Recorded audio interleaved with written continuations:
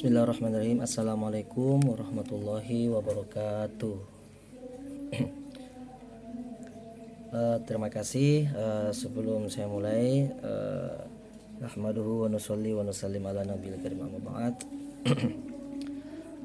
Selamat malam untuk pada kakak-kakak Hagi Misia Academy. Baiklah, jadi sesuai yang saya kirim lewat format PDF dan voice recorder, di sini saya akan menjelaskan dengan video ya. Jadi sesuai dengan bidang divisi yang saya ajukan, yaitu guru Al-Quran dan Tahfidz, itu ada beberapa topik yang saya sampaikan di situ.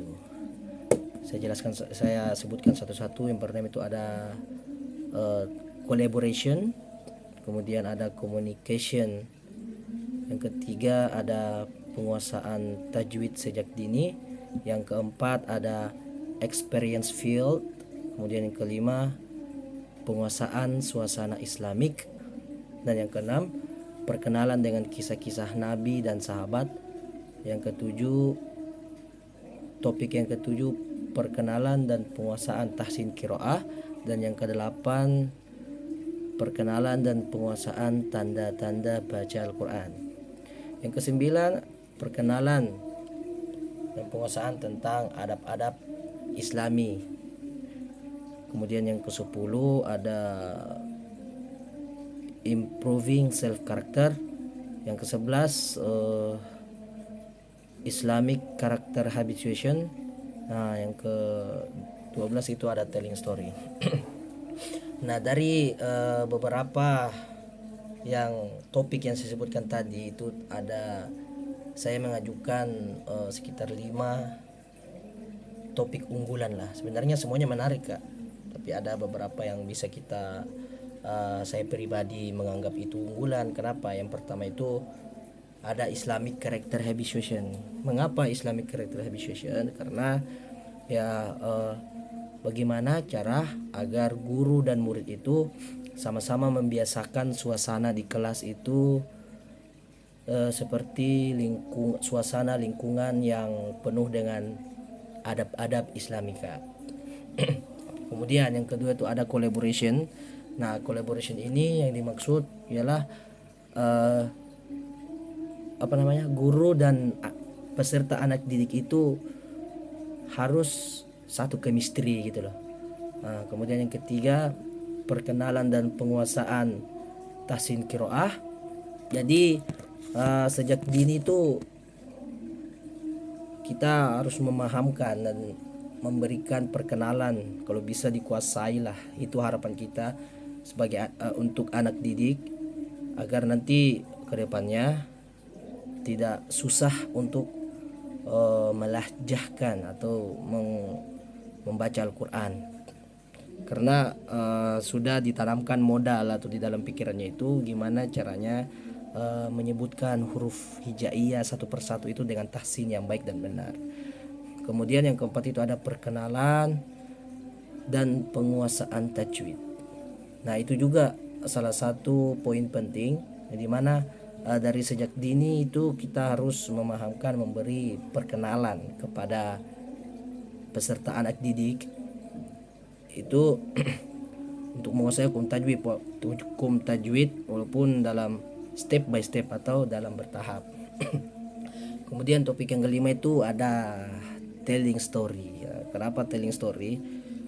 Yang dimaksud telling story sini ialah menceritakan kisah-kisah sahabat atau kisah-kisah Nabi dan sahabat di setiap pertemuan. Nah, saya kira itu. Kemudian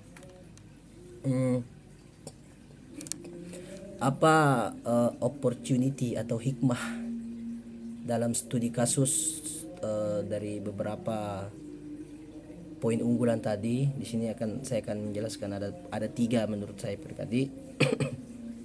Yang pertama itu Islamic character habituation atau pembiasaan diri dalam membiasakan diri baik guru dan anak didik itu untuk membiasakan diri dalam nuansa Islam.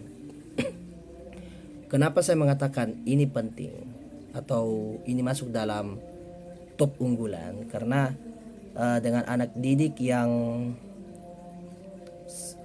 sudah terbiasa dengan berkecimpung dalam dunia Al-Quran, maka keaktifan anak didik itu bisa mudah untuk diatur dan membawa mereka untuk menimba Al-Quran gitu Kak.